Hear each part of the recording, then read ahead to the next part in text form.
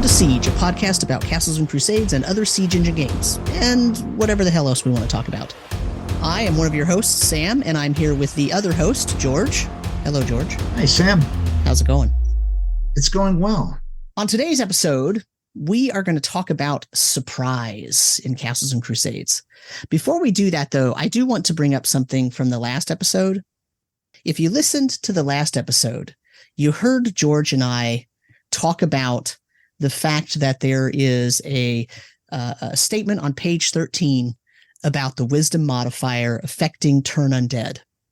And the way it's written, you can interpret it to mean that the wisdom modifier informs the number of times you can turn undead.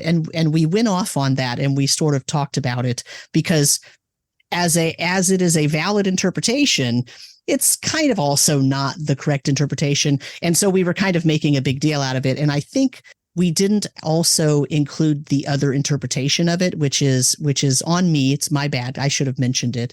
But I will mention it now. So the way that it's written on page 13, it says that the modifier affects the number of divine spells that can be cast each day, comma, attempts to turn the undead, and all checks involving wisdom. The word number there, if you let that word number apply to divine spells and also the word number apply to the attempts to turn undead, then that also means it has to apply to checks involving wisdom. And that doesn't make sense. Instead, actually, the better interpretation is the word number just affects the divine spells. And the comma there that forms the break in that sentence means that the modifier affects the attempts to turn undead because you add your wisdom modifier to your roll when you're trying to turn undead, not that you are limited to the wisdom modifier number of turns per day. But you could see how the way it's written, it could be seen either way. And we kind of, I was laughing after the episode because we kind of, that's the only place in the book where it says anything about that. So anyway, so let's move on to surprise. Well, maybe I should ask you, do you have anything to say about the wisdom modifier before we move on, George? No, I think it's a good interpretation and one to use in your game. Yeah. Just go with that route. As long as you don't use it to turn paladins, right, George? Correct. I'm still going through all my player handbooks with my Sharpie, taking that out.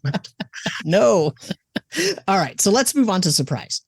So the surprise rules in Castles and Crusades are found on page 216 of the 8th and 9th printing player's handbook. And the thing is that it's actually a pretty short section, but the rules bring up a couple of intricacies that need to be talked about. So let's talk about what they are. So here's what surprise is. The idea of surprise is that you have a situation in which either the adventuring party or the monsters, when they encounter each other, one of those sides or both is not aware and is not expecting to run into the other one. And in that case, one of those sides or both are surprised. So in combat, if combat were to ensue because of this, the group that is surprised doesn't get to do any actions whatsoever in the first round of combat, which is termed the surprise round. If there is a side that is surprised and a side that's not surprised, then the surprised side gets no actions, and the group that's not surprised, they actually get an entire combat round occurring where they can do a full combat round on their own, and the other side doesn't get to have any kind of response to that because they literally get no action because they are surprised. The rule actually states that it is the CK, or GM if you prefer, that decides if there's a chance that the PCs or the opponents or both are surprised. So the loophole here is that a CK can literally decide they never want to use surprise rules. And so no one's ever surprised because the rule says the CK decides. So if the CK just decides no one can ever be surprised, then no one's ever surprised. And then you don't have to deal with these rules at all. And it's a done deal. End of episode. That's it. Shortest episode ever. But that's not normally how it goes, right? That's not normally how it goes. So, George, how do you determine if you're surprised? If the CK says you have a chance of being surprised, I mean. I just closed my book. I was done. Sorry. I believe it comes down to a wisdom roll, isn't it? It is. It is a wisdom siege check to see if the side is. So here's the other thing. If the CK decides the PCs could possibly be surprised, then the PCs have to roll. But here's the thing. You can decide that either the PCs roll individually, one for each PC, or that they roll as a group. If you decide that the PCs roll as a group, then the opponents also roll as a group. But if you decide that the PCs would roll individually, then the opponents also roll individually. That way, you know, individually, everybody on the battlefield has made a roll and you know exactly who's surprised. That feels so clunky to me, but that's what the rules are. So generally, I think they expect everyone to do the group roll, right? Yeah, that is very clunky, and I'm not quite happy with it. I mean, imagine if they're trying to keep it fair, right? That's why it says, you know, if the PCs roll individually, then the opponents should as well. Or if the PCs roll as a group, then the opponents should as well. They're trying to keep it fair. But the thing is, if there's 5 PCs in the party, but there's 15 goblins, you don't want to have to roll for all 15 goblins. So that's a possible area where you might actually house rule, right? But the rule technically is if all the opponents roll individually, then all the PCs roll individually. And if all the opponents roll as a group, then the PC should roll as a group too. And then in that case, I think it says you use the highest, right? Use the highest chance of succeeding or something. But what this does is it actually creates a series of situations that could happen, right? So if the situation is happening and the CK determines that the players, the PCs, not the players, the PCs could be surprised, but the opponents cannot be surprised, then the PCs only are rolling. The opponents don't even need to roll because the CK determined that the opponents don't need to roll. So if that's the case, then you either make a wisdom roll for the entire group of PCs, right? And you would use the PC with the best chance of success. That's what the rule says, that you would have that PC roll, the one with the best chance of success. And the CL for that check is the highest hit die of the opposing group, plus any circumstance modifiers. So if there's crinkly leaves on the floor, if there's lots of heavy mist, if there's any obscuring terrain, if there's a bunch of ogres trying to ambush somebody or something, then you would take all that into account as part of that challenge level, plus the highest hit die of the creatures in the opposing group. So that's one way. That's one situation, right? The PCs can be surprised, but the opponents can't. But there's another situation. If the opponents can be surprised, but the PCs can't. Now, the PCs don't roll in this case. They don't roll to see if they surprised the enemy. Instead, the CK rolls the surprise check for the opponents. And so you're going to make one, in general, I would do one roll with the group, one roll, or every individual rolls. If you make one roll, then it's the opponent with the best chance of success, just like for the PC side. Right. And the CL is the highest level or hit die of the PC group, plus any circumstance modifiers. So the method is the same, right? It's exactly the same. Like literally you could cut and paste that and it's the same exact like set of sentences. It's just who's rolling. So remember in Castles and Crusades, there are no opposed rolls. So generally the way I like to describe that is it's always the active player rolling. So if the question is, am I surprised? I'm the one rolling to see if I'm surprised. If the question is that group of enemies over there surprised? They're the ones rolling to see if they're surprised. I'm not rolling to see if I surprised them.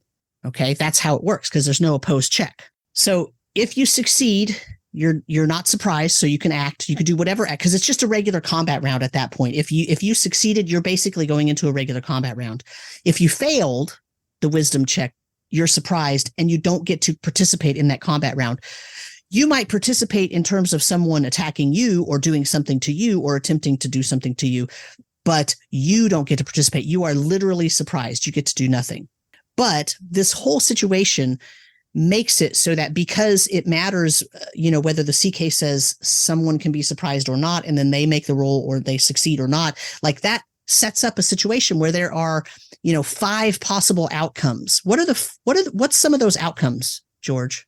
That both the PC party and opponents are surprised. So there is no surprise round. You just roll initiative and you go right into combat. In other words, they both fail their surprise check. Yes. Right. So in other words, if the CK says it's possible to be surprised, but then everybody fails their surprise, like everybody, it's possible everybody's surprised. You're both walking along the trail and you had no idea that when you rounded this corner, you were going to come face to face with this group. You're both shocked and everybody fails their surprise roll. You're all surprised. So literally there's just the surprise round is everybody standing there for a few seconds being surprised. And then you just have a regular combat round. So there is no surprise round. So you basically skip it at that point. Right. So it's possible, even if somebody rolled to see if there was a surprise and people failed, but yet there's still really no surprise round because everybody failed. What else could we have? That the PCs are surprised and they can act, while others who aren't can. So meanwhile, some of the creatures in the opposing party are surprised and cannot act, but some are not surprised. Those surprised can act and the others do not. In other words, a mixture. So some PCs got surprised and some didn't. Some enemies got surprised and some didn't. So you still have a surprise round, and the only ones acting are the ones who succeeded on their surprise check, right? They didn't fail their surprise check, but that means that some of them are surprised. And right. So some people, so you have to then keep track, right? Okay, which ones of the enemy forces can act and which don't, and which of the PCs can act and which don't. So that becomes a little bit more complex, right? Very complex. And I could see it slowing down the game a bit.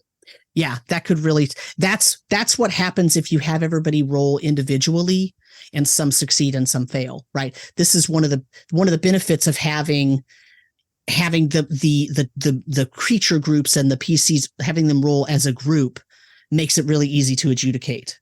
If you have everybody roll individually, then suddenly it becomes very hairy to sort of work through that sometimes. You can also have a situation where some of the PCs are surprised, but none of the opponents are, right? And so that means that some of the PCs get to act and all the opponents get to act, but some of the PCs are surprised, so they don't get to act. And then you have the opposite of that, where none of the PCs are surprised, but some of the opponents are. So all the PCs get to act and some of the opponents do, but some do not. Right. And so, right. Yeah. And then you have the last case, which is none of the PCs are surprised and also none of the opponents are surprised. And in that case, that's the same outcome as if they're both actually surprised. Right. So what's funny about this is the first one that you mentioned and the last one that I just mentioned have the same outcome. If both groups are surprised or both groups aren't surprised, you get the same outcome.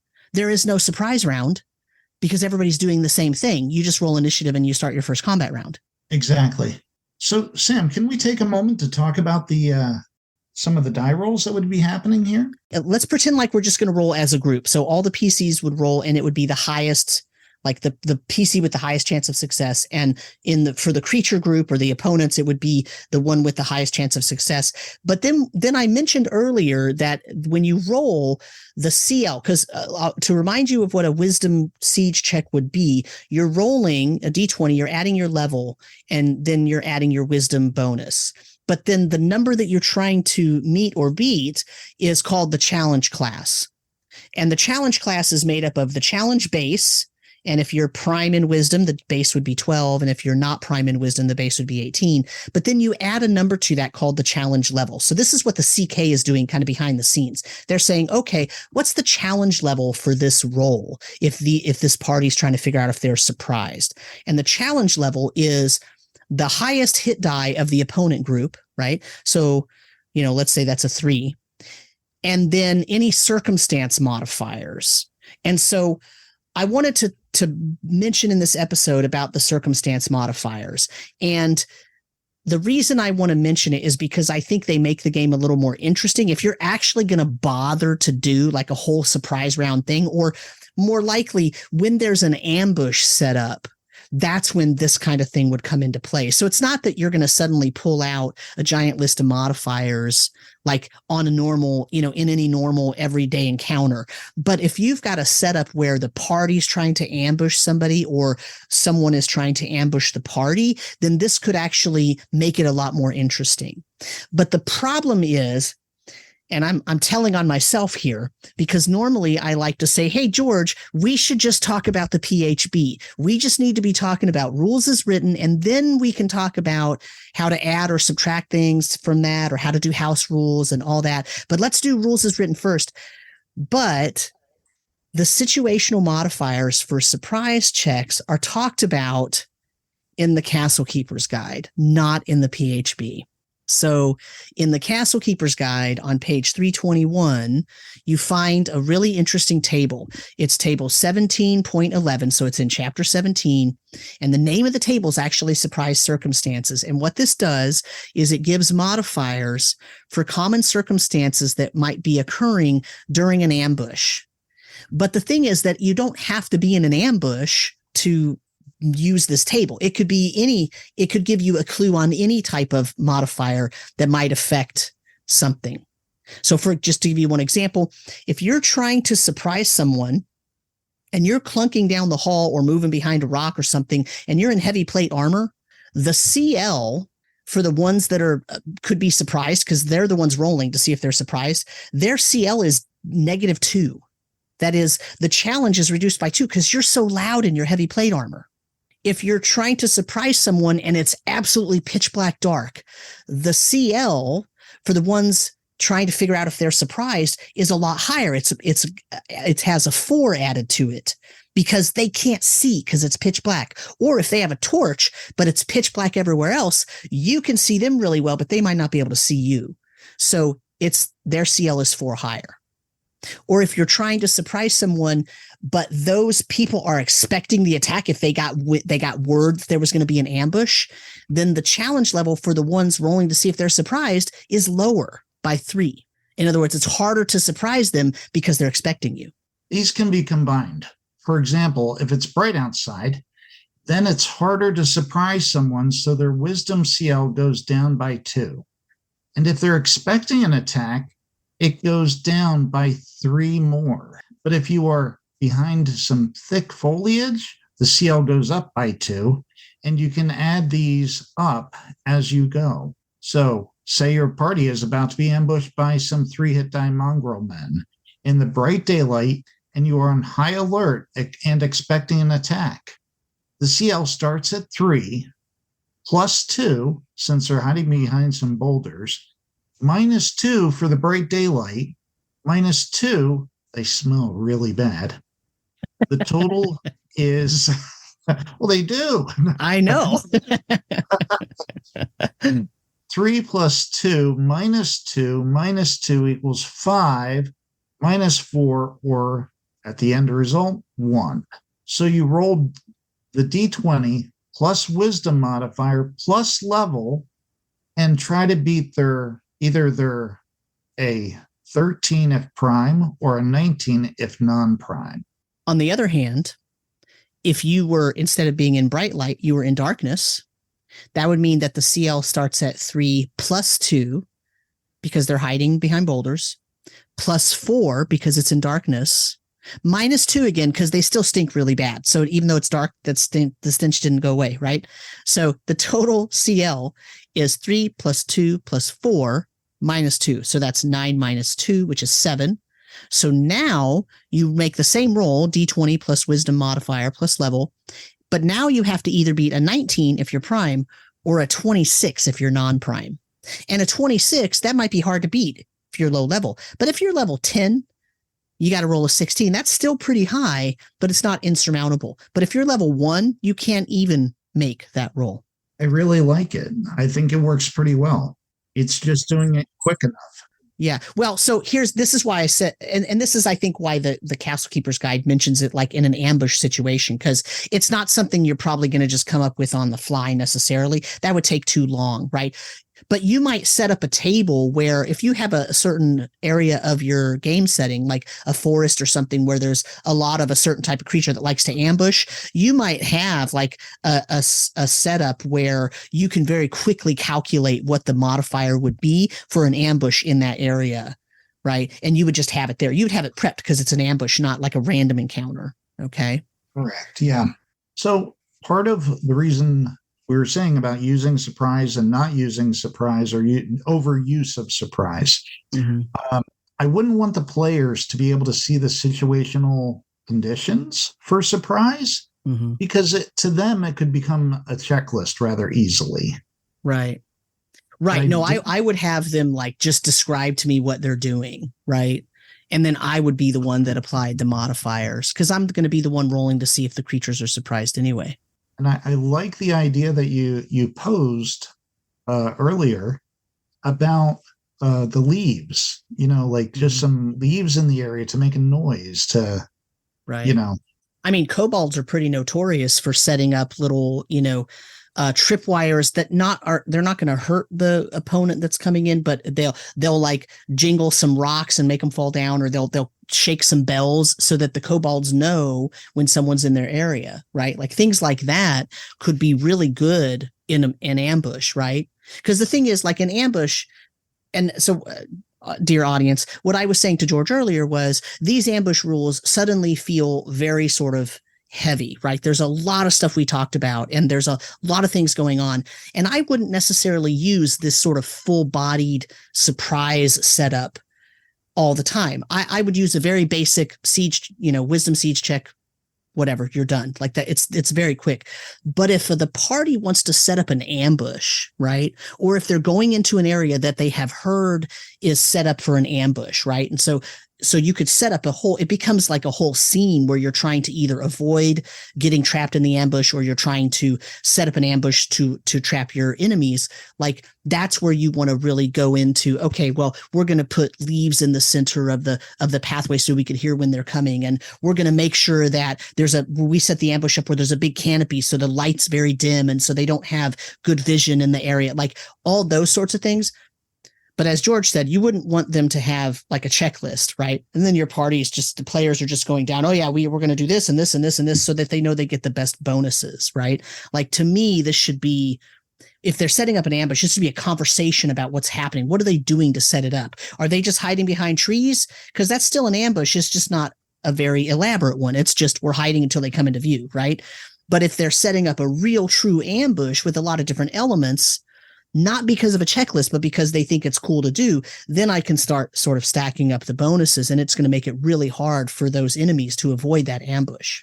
I think another part about this is when you're being active, like you think that there's going to be a situation where you're going to be surprised.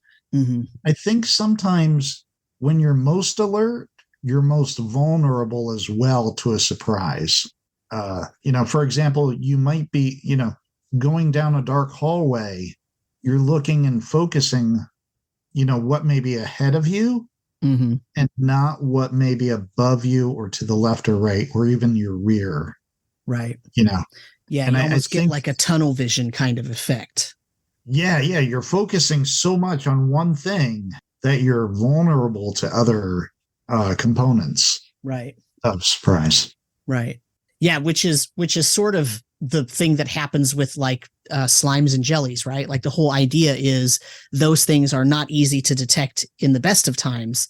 So you get surprised because you think you're going to get ambushed by something different. And so you're focusing on trying to find the signs of the kobolds or goblins or ogres or whatever.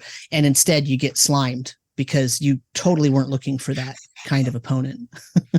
Oh, sorry. The slime part, the reference to Ghostbusters.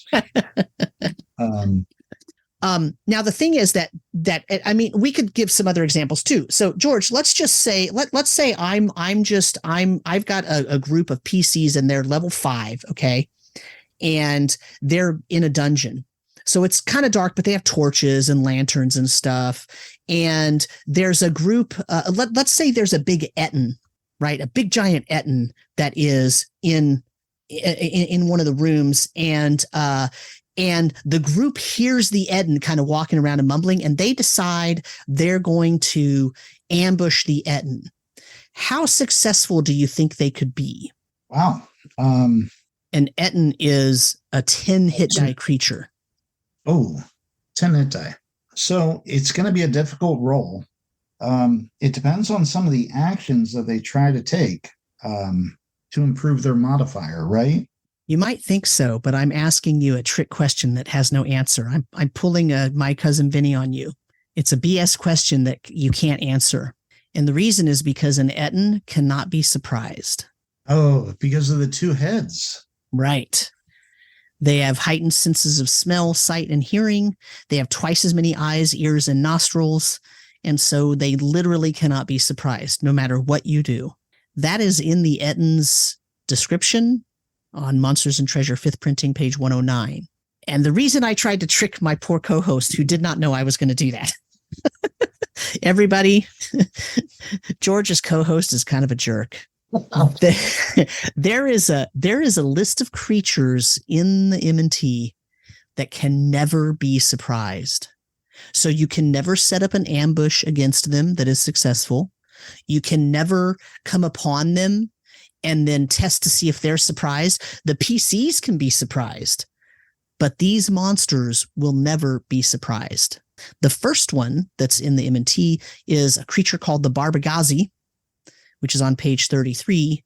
They are so in tune with their surroundings that they can never be surprised if they're encountered in their icy lairs. So if you see one in a forest, which you're not likely to, but if you did, then they could be surprised, but they can never be surprised if they're in an icy area.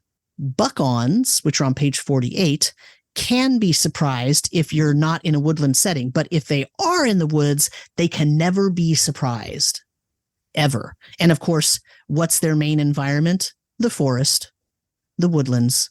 They're probably not going to be located or found or encountered outside of the woodlands. So effectively, this means they can never be surprised. I mentioned Ettens. What else is on that list, George? The Prismal Eye. I mean, if there was going to be a creature like a beholder, it might be the Prismal Eye. Yeah. It's on M&T page 249. And not only can it not be surprised, you cannot sneak attack or back attack it. So don't try to have a rogue attack this thing. It's not going to work very well. And then there's the classic Rakasha, and that's on 255. And they're immune to surprise and cannot be sneak attacked, backstabbed, or death attack. Yeah, so death magic cannot even take out a Rakshasa, which is pretty amazing. Evil creatures. Yeah.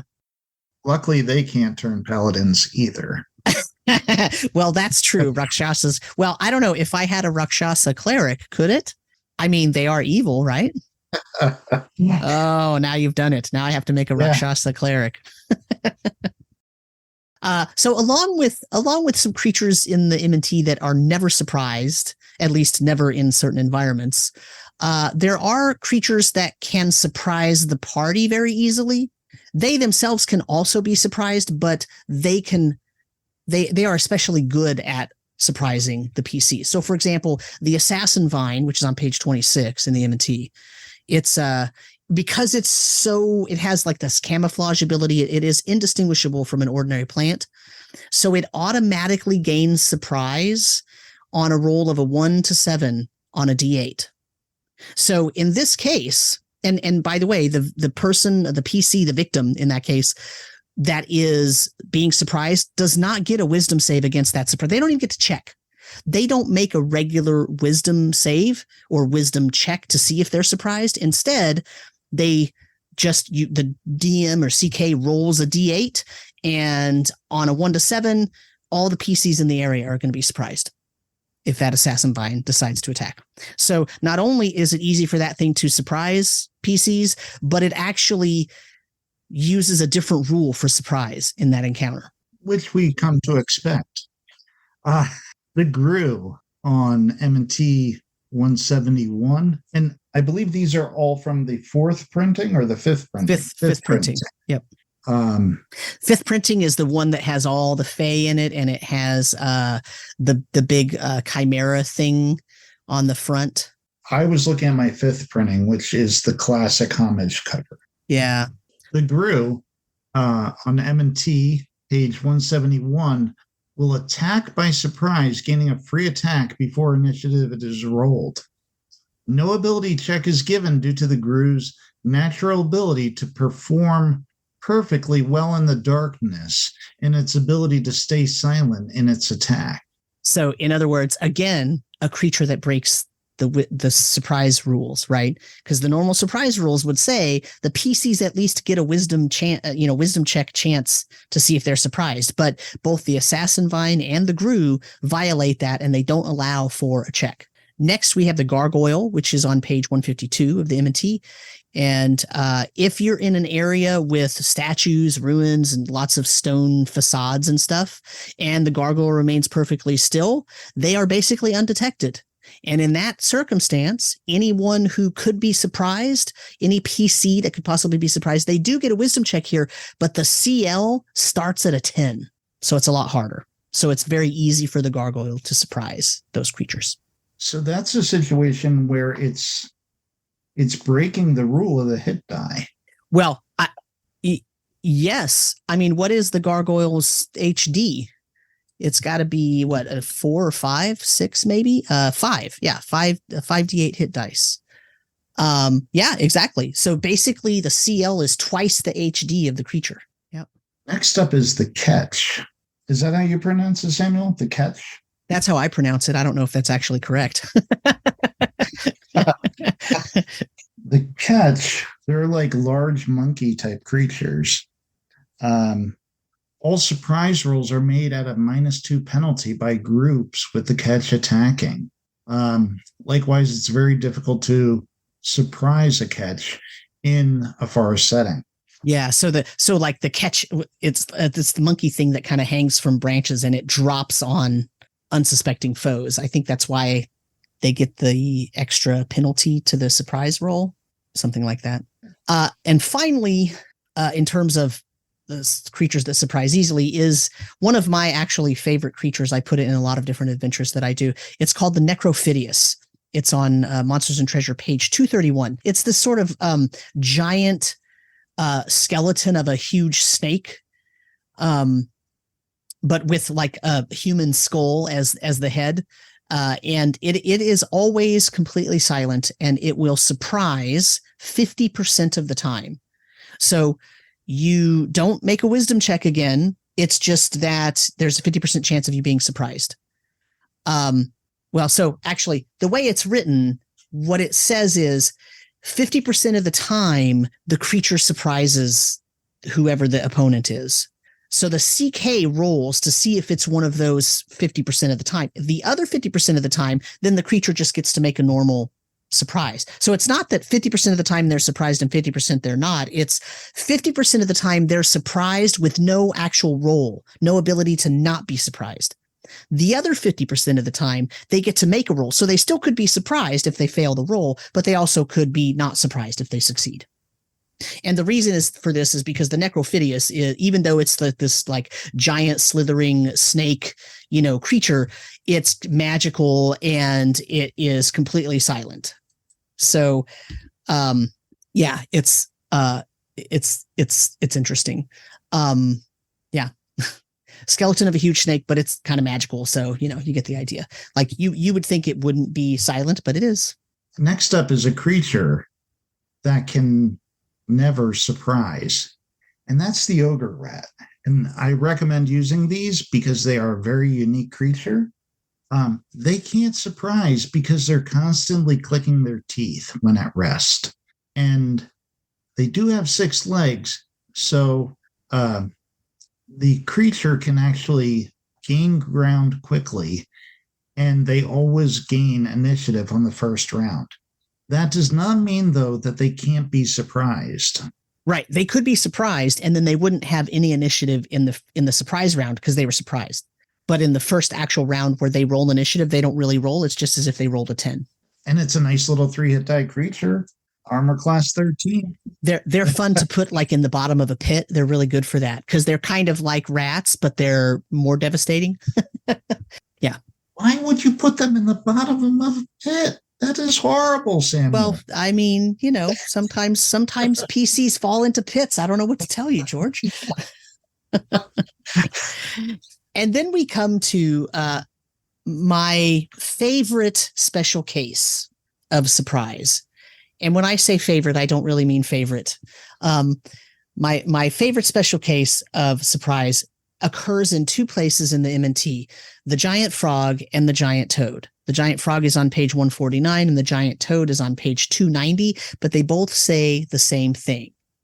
In the text of the creatures, so think about this. So these are giant frogs. These are pretty traditional D&D creatures, right? Huge giant frog. It ribbits. It stays in the water. You can see the shine of its eyes, but if you get too close to it, it could swallow you, right? It whips out its tongue. Its tongue is sticky. It grabs on. It swallows you.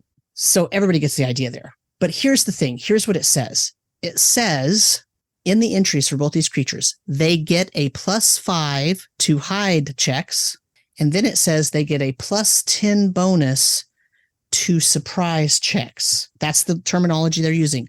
A +5 to hide checks and a +10 bonus to surprise checks. And so this can be interpreted in two different ways. It can be interpreted that the +5 to hide checks means that if a PC is actively looking for the frog, the CL that the PC has to overcome is 5 higher than normal because the frog is hiding extra good or extra well, if I use proper English. Or does it mean that the CL for the party to make a surprise check is 5 higher than normal because it's hidden well, so is more likely to surprise the PC? So you get what I'm saying. When it says a +5 to hide checks, does that mean the frog gets that benefit? It gets it to add 5 if it's hiding, or that the PC has to add 5 to the CL because the frog's hiding so well? Or is the roll? Yeah, see, it's confusing. But now let's think about the surprise check. Does the +10 to surprise mean that the frog is very hard to surprise, so it gets a +10 to its wisdom roll when the surprise check has to be made? Or does it mean that the frog can surprise a PC really easily, so when the PC rolls a surprise check, the check for the PC is a CL 10 higher than normal? And how the CK interprets this text is going to make a difference because it's going to it's going to inform how you're able to adjudicate that action between the frog and the PC. So George, let's talk about this. So let's say you have a giant frog. I have a giant frog. It's in a moat, and the party's coming up to this old moat house, and they hear some frogs ribbiting, right? They hear the burp ribbit of a frog, right? Right.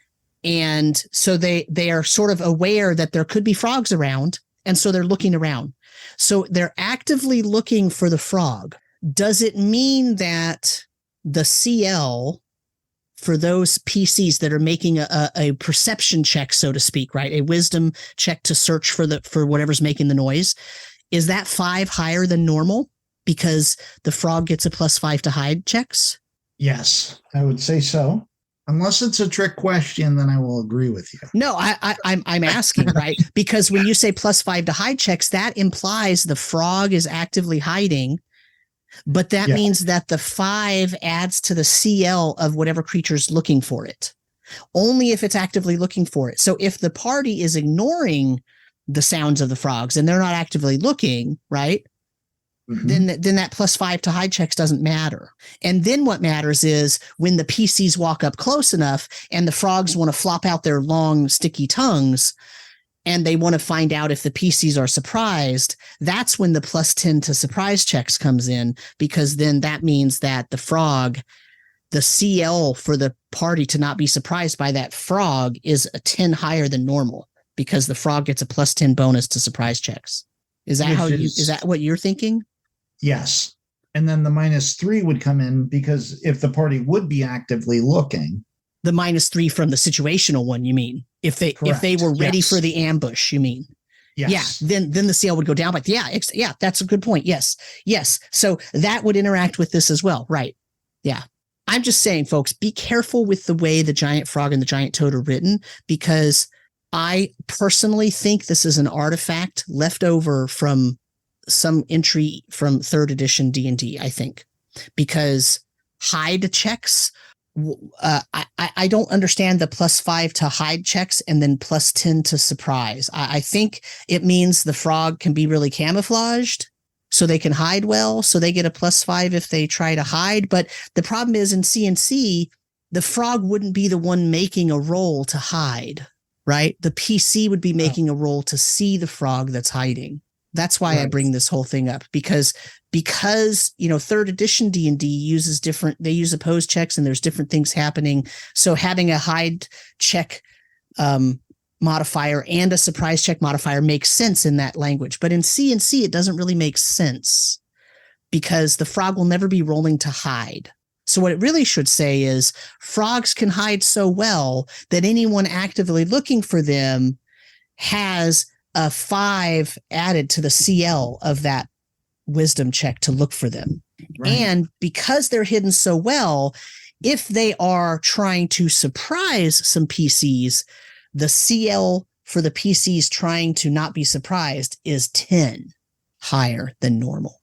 But see, then shouldn't that be the same bonus? Why is one a +5 and one's a +10? Why wouldn't it just all be +10? If the frog is hiding or trying to not be seen, and they can hide really well and they can surprise really well, doesn't it seem like that should be the same number? It should just all be a +10, right? Yeah, it could be. So it's a +5 to hide. If we count that as a situational bonus, which I'm stretching there, so it's harder to find them as a situational bonus. And then they get the +10 to surprise the party. But they're not rolling to surprise. Surprise check is that the party that could be surprised has to roll. That's always how surprise works. The party that could possibly be surprised is making the roll. I think you said it best when it needs to be rewritten. I mean, I'm actually like, I'm not confused because I know exactly how I would rule this, but yeah, I think it's an editing error that should be addressed. I think that it should just say it should just either be a +5 for both or a +10 for both, and just don't even mention hiding. Or, I mean, we don't talk about a hide bonus for any other creature.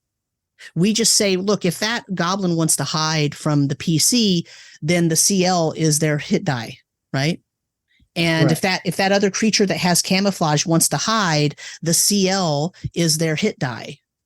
And that's just the way it works. But somehow frogs get an extra +5 for hiding, but not if they're surprising. If they're hiding and they're going to surprise, then it's a +10. Like it's weird to me that it's separated out. Like I don't understand why that's like that. And all I can think of is it's sort of a leftover from someone's game who really used both of those, but it doesn't really comport with the way C&C surprise rules work. No, it doesn't. And I straight up don't like it. I mean, it's just written confusingly, and it makes you sort of, like, I don't know. I just, that's just not how we do hiding and surprising for other creatures. So anyway, I think I've beat this dead horse enough. I would like to add, and this is my advice, unless you're running an adventure with giant toads or giant frogs around a moat house, do not include any giant frogs or giant toads. I mean, the thing is, I like giant frogs, and you know what I do? I just ignore the hide thing, and I just do surprise. If they can be surprised, I mean, if the party could be surprised by the toads or frogs popping up, then the CL is just really high. That's it. There's no hide thing, like, whatever. They hide like everything else hides. It's fine. And really, at that point, what's the difference between a giant frog and a giant toad? Yeah, nothing. I mean, well, as a biologist, at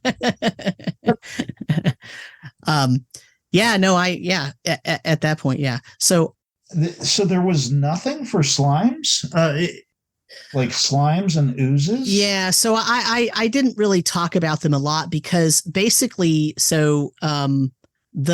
So for example, a gelatinous cube, right? Which just for reference for the audience is on page 152 of the M&T. A gelatinous cube is difficult to see, right? Light passes through them, right? But other things that get trapped in them are visible, like rings and daggers and other things like that, right? Bones sometimes, right? So basically, because they're transparent, okay, they have total concealment, right? So if you're walking down a hallway and there's a gelatinous cube there, right, that's you have to make a wisdom check, and the CL is 4. And if you fail the wisdom check, you walk into the gelatinous cube, right? If you're with the whole, if that's just one person, if you're with the whole party, then you can actually make a check, right? It says using the character that has the highest wisdom score. So it's kind of, the thing is, it never refers to it as surprise, right? So it's not a surprise roll. It's a special condition situation because of what the gelatinous cube is. But ultimately, it kind of is just a surprise check, right? If you're by yourself walking down the hall, you make a CL4 wisdom check. If you fail it, not surprised, you're not surprised. Well, you are surprised, but you're not actually surprised. You just walk into the gelatinous cube, right? Right. It doesn't actually provoke a surprise round. It provokes combat. But now you're in the gelatinous cube. So your first turn, you're going to be trying to get out, which is a dexterity save, or you get engulfed, right? So it's not, so the reason I didn't bring it up in this, when we were talking about surprising the creatures, is because it's kind of different. I guess maybe that's why I should have brought it up, because it's a different situation. It literally does not say surprise anywhere in this entry at all.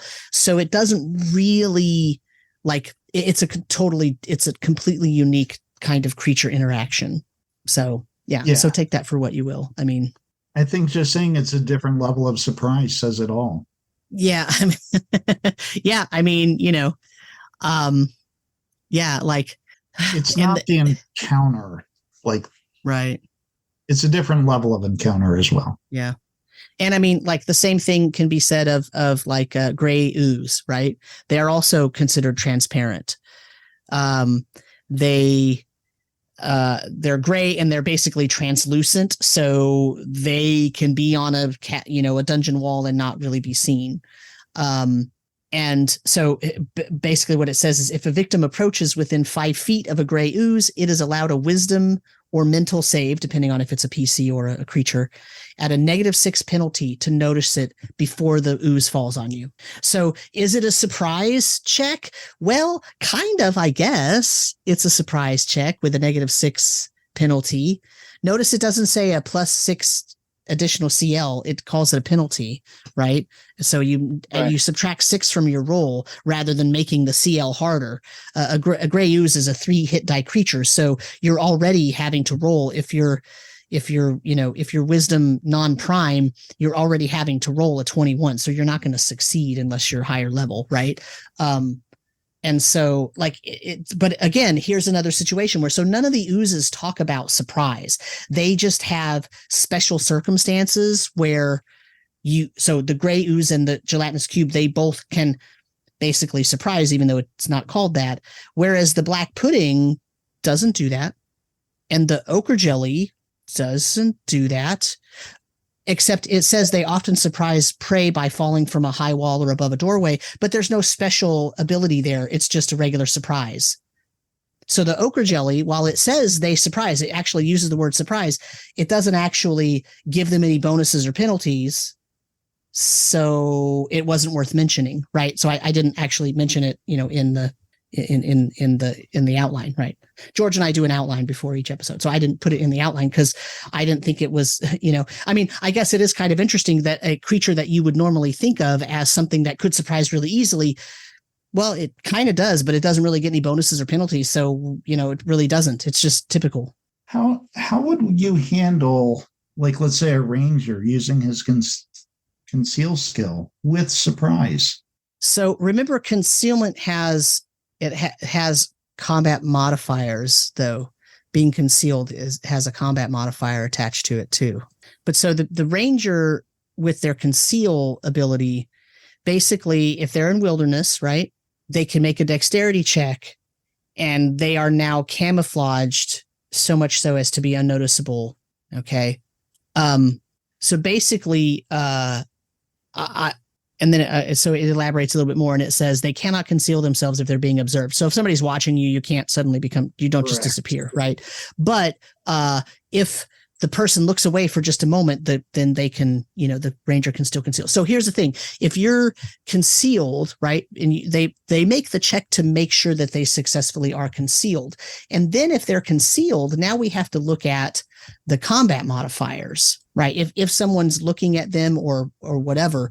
And the reason I say the combat modifiers, even if you're not in combat, is because that's going to give us a baseline for how difficult it is, like to actually, to actually see that person, right? That ranger that's hiding. And basically, when you're talking about being concealed or cover adjusts AC. So that's directly combat related. But when you look at the situational combat modifiers on page 220 of the PHB, there is a set of modifiers for being a quarter of the way concealed, half the way concealed, or 3/4 concealed, or completely concealed.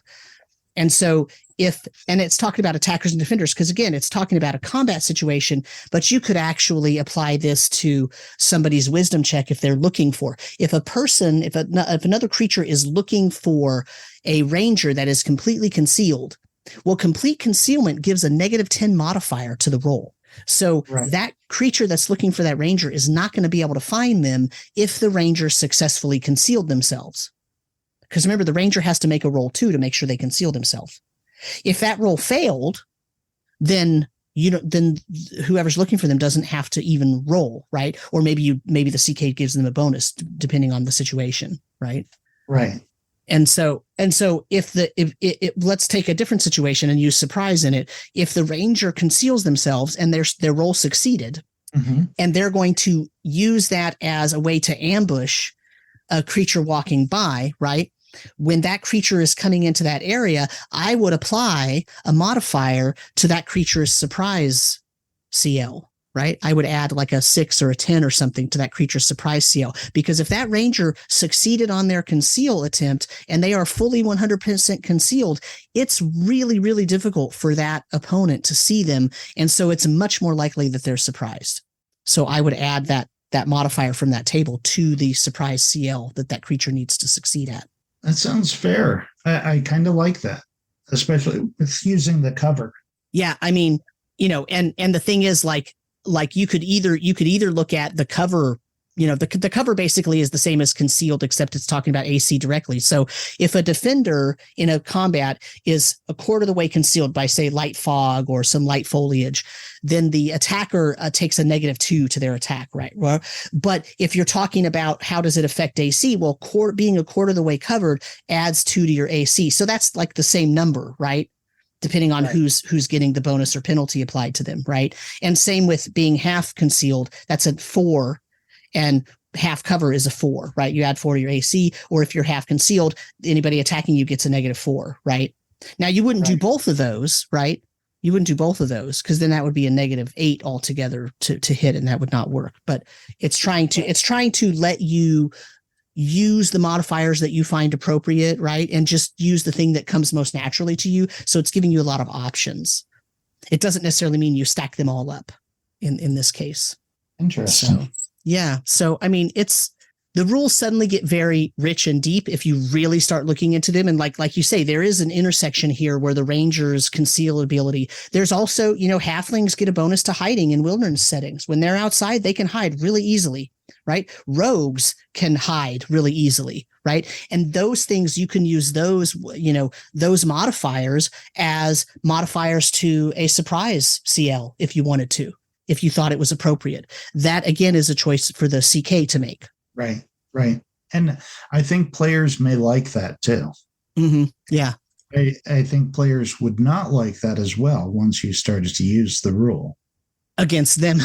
Right. Yeah. Well, what's good for the goose is good for the gander, right? So any benefit that a player group, group of PCs is going to get, probably is going to also apply to enemies if they find themselves in the same position, right? So players both love and hate that.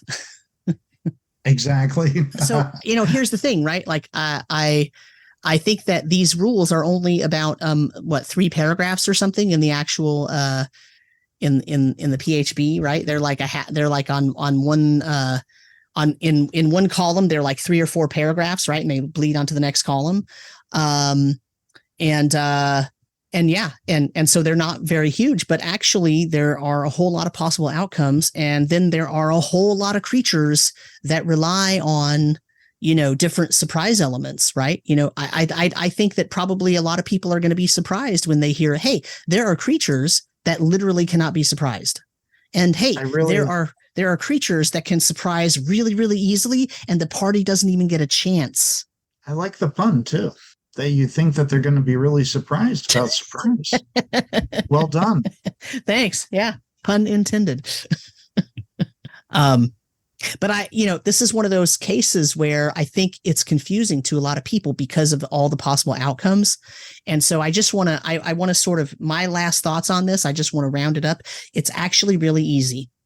If the CK decides, based on the situation, that the PCs could possibly be surprised, then they have to roll a wisdom siege check.